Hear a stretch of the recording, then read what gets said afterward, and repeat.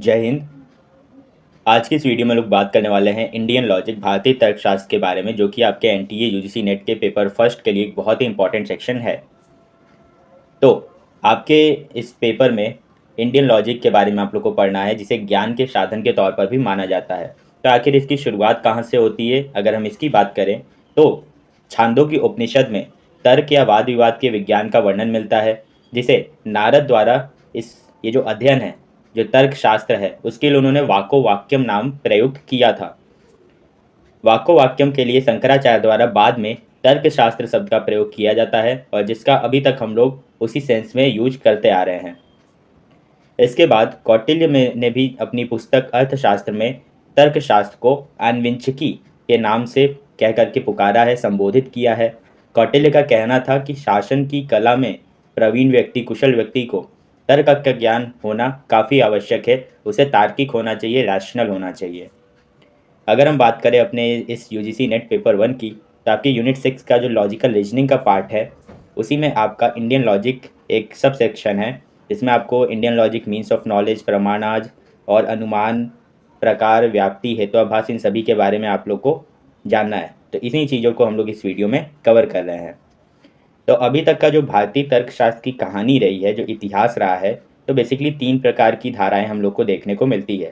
पहला है आपका हिंदू लॉजिक, दूसरा है बुद्धिस्ट लॉजिक और तीसरा है जैन लॉजिक। सभी ने एक दूसरे को खारिज करने के तर्क दिए, जिसने अंत में भारतीय तर्कशास्त्र को और भी ज़्यादा समृद्ध कर दिया। और महाभारत के वन पर्व से लेकर के उपनिषद काल से होते हुए बौद्ध व जैन काल तक भारतीय तर्कशास्त्र समृद्ध से समृद्धतर होता चला गया। अब अगर हम बात करें अपने हिंदू दर्शन के हिसाब से, तो हिंदू दर्शन में 2 मुख्य धाराओं की बात होती हैं। पहला आपके आता है आस्तिक धाराएं, आस्तिक तर्कशास्त्र या दर्शन। आस्तिक किसे कहेंगे? तो आस्तिक का अर्थ ईश्वर में आस्था न हो करके वेदों में आस्था से जोड़ा गया है। तो जिनकी वेदों में आस्था थी, उन विचारधाराओं को आस्तिक विचारधाराएं कहा गया, जिनमें आपका न्याय, वैशेषिक, मीमांसा, सांख्य, योग और वेदांत आते हैं। फिर जो दूसरी नास्तिक विचारधाराएं हैं, जिन्होंने वेद में अपनी अनास्था को जाहिर किया, उनमें आपका चारवाक, बौद्ध और जैन शामिल हैं। तो अगर हम बात करें आस्तिक दर्शनों की, तो उसमें जो 6 प्रमुख नाम है वो है वैशेषिक, न्याय, योग, सांख्य, वेदांत और मीमांसा। तो वैशेषिक के जो प्रवर्तक हैं वो हैं कणाद ऋषि, और वैशेषिक के अंतर्गत बेसिकली साइंस ऑफ लॉजिक की बात की जाती है, और जो माया है उसकी व्यर्थता और उसकी उपयोगिता की बात की जाती है। फिर न्याय दर्शन आता है, जिसके प्रवर्तक गौतम ऋषि होते हैं। इसमें लॉजिकल क्वेस्ट फॉर गॉड की बात होती है, और क्रिएशन के कितने फेजेस रहे हैं उसकी बात होती है। फिर योग दर्शन आता है, जिसे पतंजलि ने उसका प्रचार प्रसार किया। उसके अंतर्गत प्रैक्टिस ऑफ मेडिटेशन की बात होती है और समाधि की बात होती है, जिसके थ्रू आप अपना आत्म साक्षात्कार कर सकते हैं। फिर सांख्य दर्शन, जिसे कपिल मुनि ने शुरुआत की थी, इसके अंतर्गत फिजिकल और मेंटल पेन्स को किस तरीके से दूर किया जाए इसकी बात होती है। फिर वेदांत आते हैं, जिन्हें वेदव्यास इसके प्रवर्तक माने जाते हैं। इसके अंतर्गत उन्होंने आत्मा का जो दैव तत्व है उसकी उन्होंने व्याख्या की थी।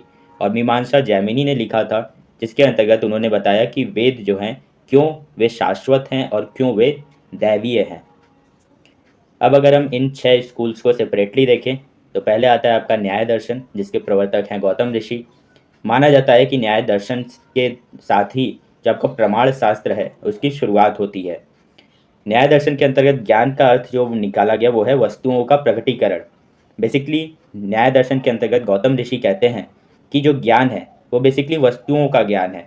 जो कुछ भी हम देखते हैं, जो कुछ भी एक्सटर्नली हम चीज़ों को देख पाते हैं, महसूस कर पाते हैं, ज्ञान ले पाते हैं, वही वास्तविक ज्ञान है। और इस दर्शन के अनुसार ज्ञान प्राप्ति के 4 मार्ग बताए गए हैं, जो कि हैं परसेप्शन, इन्फेरेंस, कंपैरिजन और वर्बल टेस्टिमोनी, प्रत्यक्ष, अनुमान, उपमान और शब्द। इनके बारे में हम लोग आगे अभी डिटेल में डिस्कस करेंगे। फिर जो दूसरा प्रमुख दर्शन है वो है वैशेषिक फिलॉसफी। इसके प्रवर्तक हैं कणाद ऋषि। मेटाफिजिक्स और ओंटोलॉजी की शुरुआत इसी दर्शन से मानी जाती है। इस दर्शन के अंतर्गत बेसिकली व्यक्तिवाद को प्रमुखता दी गई, सिग्निफिकेंस ऑफ इंडिविजुअल्स की बात की जाती है। इस दर्शन के अनुसार भी ज्ञान प्राप्ति के वही 4 मार्ग बताए गए हैं, जो कि न्याय दर्शन के अंतर्गत वर्णित हैं। अब अगर हम देखें तो बात होती है नॉलेज की, ज्ञान की, बुद्धि की। तो नॉलेज हम 2 प्रकार से प्राप्त करते हैं। एक है अनुभवों के आधार पर और दूसरा है स्मृति के आधार पर। स्मृतियाँ वे होती हैं जो कि लोगों ने पहले संकलित किए हैं और उन्होंने अपनी स्मृति के आधार पर उसको अपनी अगली जनरेशन को प्रोवाइड कराया है। तो अगर हम स्मृति की बात करें तो या तो वे सत्य होती हैं या फिर वे असत्य होती हैं। और फिर अगर हम बात करें अनुभवों की तो उसके भी दो पार्ट्स हैं। पहला है आपका वैलिड है या फिर नॉन वैलिड है। वैलिड, वैध को प्रमा शब्द प्रयोग किया गया है और नॉन वैलिड के लिए, अवैध के लिए अप्रमा शब्द का प्रयोग किया गया है। तो प्रमा के अंतर्गत आपके 4 भाग हैं जिनमें आपका प्रत्यक्ष, अनुमान, उपमान और शब्द आते हैं। और नॉन वैलिड अप्रमा के अंतर्गत डाउट, एरर और हाइपोथेटिकल आर्गुमेंट अर्थात समस्या, विपर्याय और तर्क आते हैं। तो देखिए स्ट्रक्चर आप लोग इस तरीके से देखिए कि कैसे ये अलग अलग चीज़ें आपके जीवन से जुड़ी हुई हैं। आपको बुद्धि चाहिए, आपको ज्ञान चाहिए तो 2 प्रकार हो गए, एक हो गया अनुभव, दूसरा हो गया स्मृति। फिर अनुभव है तो उसके 2 प्रकार हो गए, एक हो गया जो आपका अनुभव है वो आपने किस सोर्स से लिया है, क्या वो वैलिड सोर्स है, मतलब कि आप उस पर भरोसा कर सकते हैं। और दूसरा है अप्रमा जो कि अवैध होता है, जिस पर आप भरोसा नहीं कर सकते हैं। फिर उसके अलग अलग पार्ट्स हैं। तो इन्हीं के बारे में हम लोग को बेसिकली इस पूरे यूनिट में पढ़ना है। तो अब सबसे पहले हम लोग आते हैं प्रमाण के ऊपर, जिन्हें सोर्स ऑफ नॉलेज भी कहा जाता है, ज्ञान के स्रोत।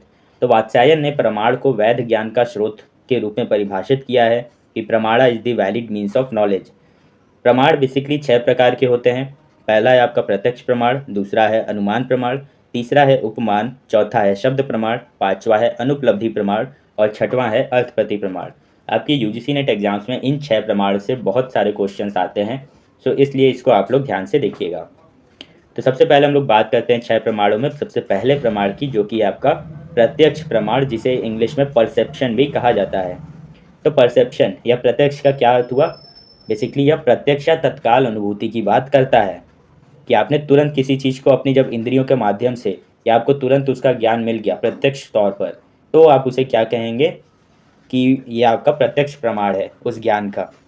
इसके भी 2 प्रकार बताए गए हैं। पहला है बाह्य प्रत्यक्ष प्रमाण, जो कि आप साक्षात अनुभव करके देखते हैं अपने इंद्रियों के माध्यम से, जो आपकी 5 इंद्रियां हैं। फिर दूसरा आता है आपका आंतरिक प्रत्यक्ष प्रमाण, जो कि आंतरिक अनुभूतियों से प्राप्त ज्ञान की बात होती है कि आपको अंदर से, अंतरात्मा से आपको स्वतः ज्ञान की प्राप्ति हो गई, जिस प्रकार से बुद्ध को या फिर महावीर को ज्ञान की प्राप्ति हुई थी। लेकिन प्रमाण के अंतर्गत प्रत्यक्ष प्रमाण की बहुत ज़्यादा महत्ता होने के बाद भी इसके अंतर्गत त्रुटियों की संभावना रहती है कि इसमें गलती हो सकती है। उदाहरण स्वरूप मान लीजिए कि अंधेरे में कोई रस्सी पड़ी है, वो हमको दिख तो रही है प्रत्यक्ष, लेकिन हमें आभास क्या हो गया कि वो एक सांप हो सकता है। तो इस प्रकार की त्रुटियां इस प्रमाण के अंतर्गत हो सकती हैं।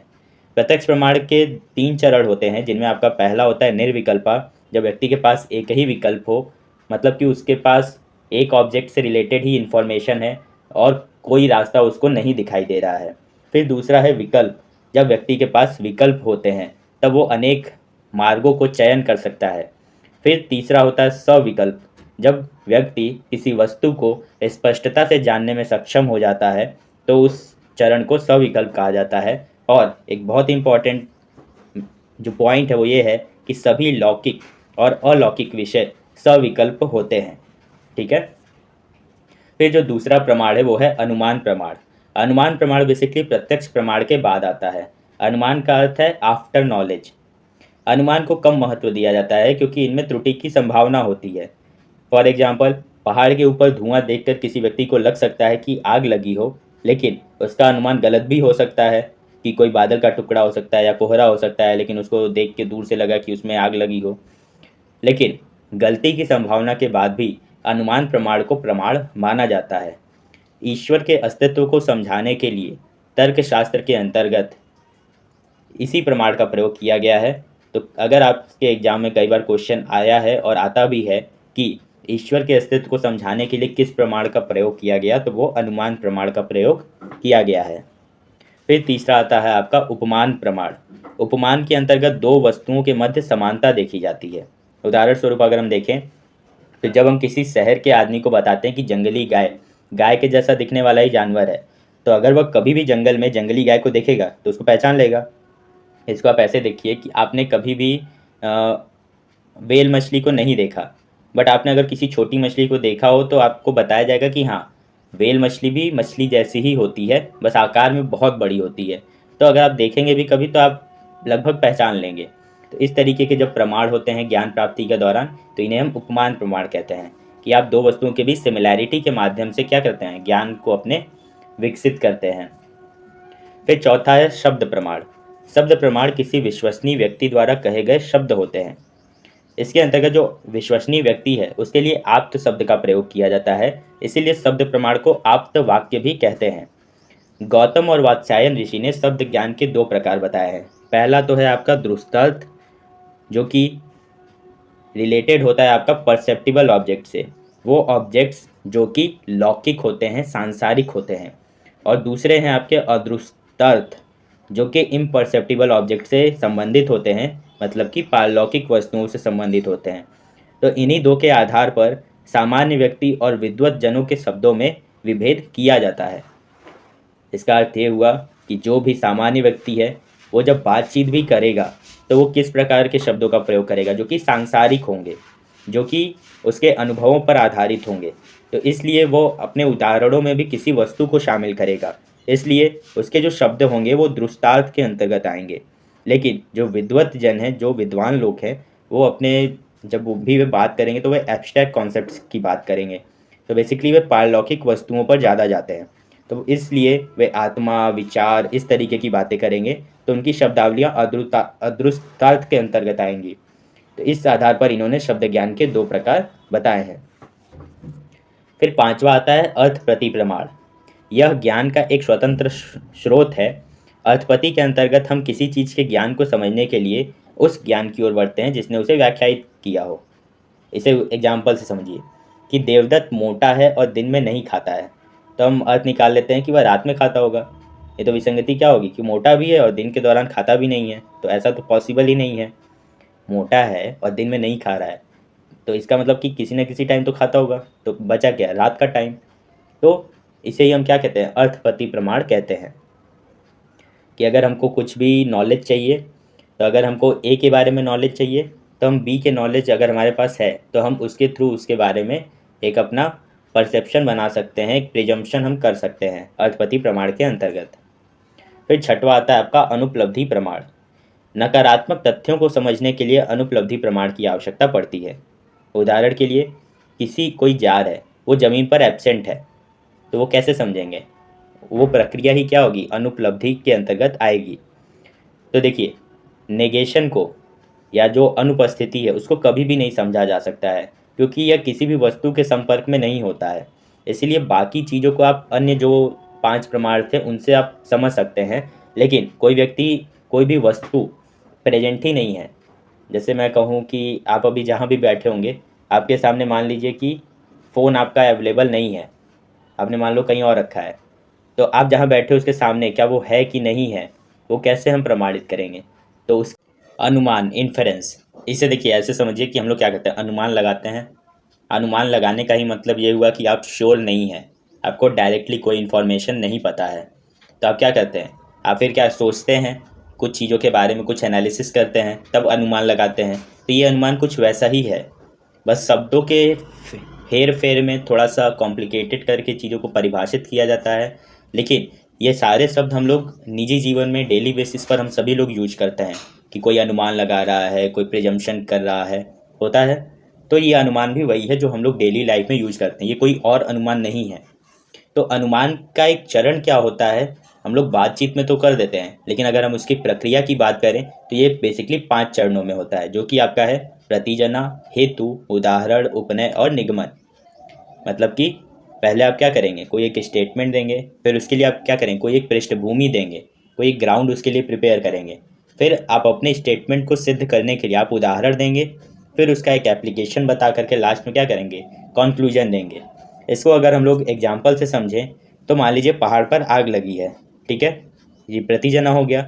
तो इसके लिए ग्राउंड क्या हुआ, तो आग लगी है, क्योंकि ये कैसे पता चला, क्योंकि वहाँ पे धुआं उठ रहा है। कारण क्या हुआ, धुआं उठ रहा है, इसलिए हम कह पाए कि पहाड़ पर क्या है, आग लगी है। तो आपने अनुमान लगाया, आपको धुआं दिखा, आपने अनुमान लगा लिया कि पहाड़ पर क्या है, आग लगी है।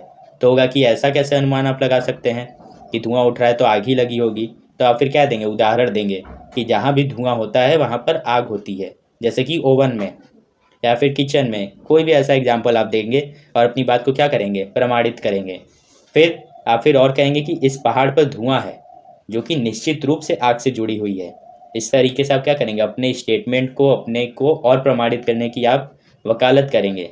और लास्ट में कंक्लूजन क्या निकला कि इसीलिए इस पहाड़ पर क्या है, आग लगी है, क्योंकि आपने क्या किया, बहुत सारे कारण गिना दिए कि जहाँ भी धुआं होता है वहाँ पर आग होती है, और धुआं उठ भी रहा है, हमें दिख भी रहा है। तो इस तरीके से हमने क्या किया, अनुमान को अपने लगा लिया। और अनुमान के ये 5 चरण हैं। इनका ऑर्डर आपसे कई बार नेट एग्जाम्स में पूछा जाता है। तो पहला हो गया प्रतिजना, दूसरा हो गया हेतु, हेतु का अर्थ क्या हुआ, ग्राउंड, कारण क्या है, बैकग्राउंड क्या है, ये सारी चीज़ें। फिर हो गया आपका उदाहरण, इलिस्ट्रेशन। चौथा हो गया आपका उपनय, एप्लीकेशन। और आखिरी हो गया आपका निगमन, कंक्लूजन। फिर आते हैं आपके मेजर टर्म, मिडिल टर्म और माइनर टर्म। जब आप लोग सिलोगिज्म पढ़ेंगे तो उसमें आपके ये तीनों टर्म्स आते हैं। तो उन्हीं 3 टर्म्स के अकॉर्डिंग ही आपका इंडियन लॉजिक के भी 3 टर्म्स माने जाते हैं, जिनमें मेजर के अंतर्गत आप साध्य को रख सकते हैं, ठीक। मिडिल टर्म के अंतर्गत आप लिंग को रख सकते हैं, लिंग का अर्थ होता है किसी प्रकार का चिन्ह हो गया, साधना हो गया। फिर हेतु, हेतु के अंतर्गत आप कारण को रखते हैं। और माइनर टर्म में हो गया आपका पक्ष, ठीक है। तो पक्ष क्या हो गया, subject of inference. Middle term हो गया लिंग और हेतु, और मेजर टर्म हो गया साध्य। तो इतना ये जो आपका ऑर्डर है ये आपको याद होना चाहिए, साध्य, लिंग, हेतु और पक्ष। साध्य हो गया आपका ऑब्जेक्ट ऑफ इन्फरेंस, लिंग हो गया आपका साधना या साइन, हेतु हो गया आपका रीजन या कारण, और पक्ष हो गया आपका सब्जेक्ट ऑफ इन्फरेंस। फिर अगर हम बात करें व्याप्ति की, इनवेरिएबल रिलेशन की, तो व्याप्ति का अर्थ 2 कारकों के मध्य जो इंटरकनेक्टेड रिलेशन होता है, अन्योन्याश्रित संबंध होता है, एक दूसरे से वे जुड़े होते हैं, उससे होता है। 5 तरीके जिनके द्वारा व्याप्ति को स्थापित किया जा सकता है, वे क्या कौन कौन से हैं। तो पहला है आपका अन्वया, जो कि एग्रीमेंट इन प्रेजेंस की बात करता है। फिर दूसरा है व्यतिरेका, एग्रीमेंट इन एब्सेंस। तीसरा है व्यभिचाग्रह। चौथा है उपाधिनिरेशा, एलिमिनेशन ऑफ कंडीशन। पांचवा है तर्क, और छठवा है समन्वयाल का प्रत्यका। तो देखिए, 2 या 2 से अधिक कारक हैं, उनके बीच जो इंटर डिपेंडेबल जो सिचुएशन होती है उन्हीं की बात हो रही है। तो इन 5 को आप लोग केवल याद रख लिए, क्योंकि इनका आपका ऑर्डर पूछा जाता है। तो अभी के लिए आप केवल इनके नामों को याद रख लीजिएगा। फिर अब हम बात करते हैं हेत्वाभास की, फैलेसीज की। हेत्वाभास का अर्थ की अगर हम लोग बात करें तो जब भी हमें कोई तर्क दिखता सही है, लगता है कि नहीं ये जो लॉजिक है ये वैलिड है, लेकिन वो वैलिड होता नहीं है, तो हम उसे कहते हैं हेत्वा आभास। मतलब कि हेतु का हमें आभास हो रहा है लेकिन वो है नहीं, रीजन का हमें आभास लग रहा है लेकिन रीजन अवेलेबल नहीं है। प्राचीन भारतीय व्यवस्था के अंतर्गत सभी प्रकार के हेत्वाभासों को भौतिकता हेत्वाभास कहा गया है। इसके 5 प्रकार बताए गए हैं, जिनमें सबसे पहला आता है आपका असिद्ध हेत्वाभास। इसका अर्थ ये होता है कि जब भी हमारा हेतु सिद्ध न हो, प्रूव न हो, तो हम उसे कहेंगे कि ये किस प्रकार का हेत्वाभास है, असिद्ध हेत्वाभास है। जिसमें 3 प्रकार बताए गए हैं। पहला है आश्रय असिद्ध, जब आपका माइनर टर्म अनरियल हो तो आपका मिडल टर्म प्रेजेंट उसके अंतर्गत नहीं हो सकता है, तो उसे हम कहेंगे आश्रय असिद्ध। फिर दूसरा है आपका स्वरूप असिद्ध, जब आपका हेतु पक्ष के अंतर्गत एग्जिस्ट न करे तो उसे हम कहेंगे स्वरूप असिद्ध। और तीसरा है व्याप्यात्व असिद्ध, जब कंडीशनल हेतु की बात होती है तो उसके अंतर्गत ये असिद्ध आता है। तो बेसिकली आपको इनके तीनों जो आपके नाम हैं इनको आप लोग ध्यान रखिएगा। फिर अगर हम लोग आगे बढ़ते हैं अपने दूसरे प्रकार पे, तो वो है आपका स्व व्यभिचार हेत्वाभास। जब आपका जो मिडिल टर्म है उसमें इरेगुलरिटी आती है, उसमें हमको भ्रम होता है, तो हम उसे कहते हैं स्वव्यभिचार। इसके 3 प्रकार हैं। पहला है साधारण, दूसरा है असाधारण, और तीसरा है अनुपसंहारी। तो साधारण को कॉमन भी कहा जाता है, और इसके अंतर्गत पॉजिटिव और नेगेटिव दोनों प्रकार के उदाहरणों का आपको एक संगम मिलता है, मिक्सचर मिलता है। जबकि जब असाधारण की बात करते हैं तो इसके अंतर्गत आपको पॉजिटिव साइड और नेगेटिव साइड कोई भी आपको एक कंक्लूजन नहीं मिलता है। और जब तीसरी आती है आपकी अनुपसंहारी, तो इसमें इनकॉन्क्लूसिवनेस की बात आती है कि सभी वस्तुएं क्या हैं, एटर्नल हैं। क्यों? क्योंकि उनको हम जान सकते हैं, क्योंकि वो नोएबल होती हैं। तो स्वव्यभिचार प्रकार की जो हेत्वाभास हैं उनके 3 प्रकार ये हो गए, साधारण, असाधारण और अनुपसंहारी। फिर तीसरा आता है आपका सत प्रतिपक्ष, जब मिडल टर्म कॉन्ट्रडिक्ट होता है दूसरे मिडल टर्म से, और जो रीजन है वो काउंटर बैलेंस होता है किसी दूसरे रीजन से, तो उस क्षण में हम उसे कहते हैं सत प्रतिपक्ष। फिर चौथा आता है आपका बाधित हेत्वाभास और पांचवा आता है आपका विरुद्ध। तो चौथे के अंतर्गत जो मिडिल टर्म है वो कॉन्ट्राडिक्ट होता है किसी दूसरे प्रमाण के साथ, इन्फरेंस के साथ नहीं, और विरुद्ध जो है वो किसी instead of proving something it is proving opposite. ठीक है, तो ये आपका विरुद्ध होता है।